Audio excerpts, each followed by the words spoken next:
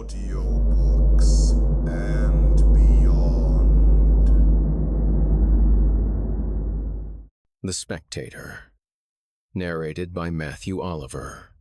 The air was thick and cold, smelling of damp stone, earth, and something old and forgotten. A distant, hollow roar echoed through the darkness, like the sea crashing against a cliff face, but louder, deeper. Darius's eyes blinked open, trying to make sense of the gloom. He was a Roman man, a soldier in the legions. He knew the feeling of rough stone and cold air, but he did not know this place. He pushed himself up, his head throbbing with a dull ache. The last thing he could remember was a tavern, the smell of wine and roasted meat, the sound of a lute, nothing else. He was a man of the Empire, but his mind was a blank slate from the moment he had stumbled from the inn. The distant roar grew louder. It was no longer a wave, but a living thing, a hungry beast. He heard the clank of metal, the muffled sounds of footsteps shuffling nearby. A cold dread began to claw at his throat. He knew that sound. It was the roar of the Colosseum. A low growl rumbled behind the wooden door, followed by a harsh scraping sound. He backed away instinctively, his breath catching in his chest. The heavy latch rattled, and with a terrible groan of wood and iron, the door swung inward. Standing in the doorway was a giant of a man, silhouetted against a flickering torchlight. He wore a simple, leather uniform, and his head was covered by a heavy helmet with a transverse crest. He carried a long spear and a round shield. His face was hidden in the shadow of the helmet. The man spoke, his voice guttural and deep, in a language Darius didn't understand. The guard took a few steps inside and dropped a curved wooden shield and a short, heavy sword onto the floor with a loud thud. He pointed to the items, then gestured with the spear toward the hallway. Suddenly, Darius's dread evaporated, replaced by a chilling clarity. This wasn't a punishment for a crime. It was a spectacle. He was meant to take up these crude weapons and follow this man. The place had to be the Ludus, a gladiatorial training camp, but a terrible one if it housed men who knew nothing of the blade. He looked at the sword, its steel worn and dull. He gripped its leather-wrapped hilt. It felt strangely familiar in his hand, a weight he hadn't realized he had missed. The guard grunted impatiently, and Darius stepped out of the cell. The passageway was a labyrinth of cold, gray stone, illuminated by torches held in iron sconces. Other men were being led out of their cells. They looked confused and terrified, just like a civilian would. A skinny man with a thin mustache was crying softly, his shoulders shaking.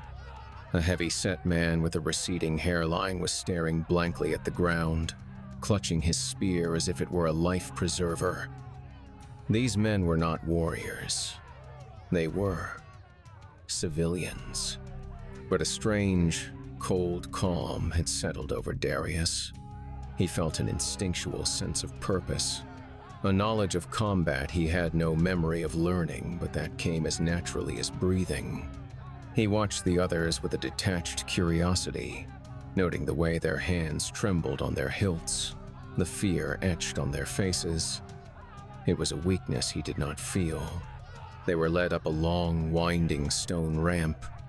The air grew warmer, and the roar from above was now an overwhelming thunder, a palpable vibration that shook the very ground. Light grew at the end of the tunnel, a blinding, intense white. The guard pushed him forward, and he stumbled out into the blinding midday sun. He was standing in a massive, open space. The ground beneath his feet was a dark, packed gravel. All around him, a towering oval of stone rose into the sky, its arches and columns a symphony of ancient engineering. The roar was not a beast, but a living, breathing entity, the collective sound of thousands upon thousands of people screaming, cheering and demanding. He was in the Colosseum. The guard shoved him, pointing to a group of men gathered in the center of the arena. They were just like the others he had seen in the tunnels, men in simple tunics, holding crude weapons. They looked lost, their eyes wide with fear. A hulking man with a long beard and a scarred face shouted at them in a harsh voice. Darius's mind, a strange new part of it, understood the instruction. Last man standing. A moment of silence fell, and then the chaos began. The group of men scrambled, some running, some shouting, some dropping their weapons and begging for mercy. Darius felt a serene calm. He had one purpose. He moved with a chilling precision he didn't recognize. A man rushed him, swinging his short sword wildly. Darius sidestepped with unnatural grace, the blade cutting air where he had just been. He used the momentum to pivot, bringing his own blade down in a swift, sharp arc. The man collapsed, a gurgling sound escaping his lips. Darius felt nothing. Another man, a young, frantic kid, came at him with a spear. Darius batted the spear away with his shield, its wooden frame vibrating from the impact. The kid was clumsy, untrained. Darius didn't hesitate. He thrust his own blade forward, and the boy went down without a sound. The fighting was fast and brutal. The other men were no match. They were weak, their movements uncoordinated, their fear a tangible burden. He was a machine, a ghost. He deflected a blow with his shield and drove his sword into a man's side. He kicked another man's feet out from under him, then pinned him to the ground with his shield. The roar of the crowd seemed to grow with each victory. He was winning. After what felt like an eternity, he was the last one standing. The others were all around him, motionless in the dark gravel. The massive stone walls of the Colosseum seemed to spin, and the roar of the crowd swelled, washing over him, a triumphant, deafening wave. He raised his blood-soaked sword, panting, his chest heaving with exertion. He had done it. He had survived. He had won. He was a champion. Then the roar began to fade. The thunderous applause didn't simply cease. It dissolved into a discordant jumble of sounds.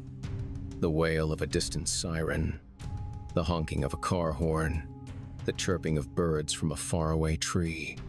The stone walls of the Colosseum began to shimmer and bleed into a new reality. The ancient arches warped into the grimy, graffitied brick facade of a derelict warehouse. The massive stone tiers of seats became the rusty fire escapes and boarded-up windows of a city alley. The dark, packed gravel under his feet turned into cracked, oil-stained asphalt. The bodies around him, his vanquished foes, were no longer men in ancient tunics. They were just men. A businessman in a crisp suit, a construction worker in a safety vest, a homeless man in a ragged coat. Blood glistened on their modern clothing. He looked down at his hand, still clutching the sword. It wasn't a sword. It was a broken glass bottle, its jagged edge dripping with blood. The shield was a warped, dented metal hubcap from an old car. A harsh voice cut through the fading illusion. "Drop the weapon now!" A figure in a dark uniform stood over him, holding a pistol. Not a Roman guard, but a police officer. More uniforms appeared, running toward him. He looked down at his tunic. It was a filthy, stained, tattered shirt, a piece of clothing he didn't recognize. He was not in the Colosseum. He had never been. The terror on the faces of a few huddled onlookers was not awe. It was pure, unadulterated fear. The roar of the crowd was a memory, a phantom sound in a quiet alley. He looked at the bodies, and then back at the police officer, and felt a cold, empty calm. A slow smile spread across his face, not of triumph, but of simple, chilling understanding. He had won, and that was all that mattered.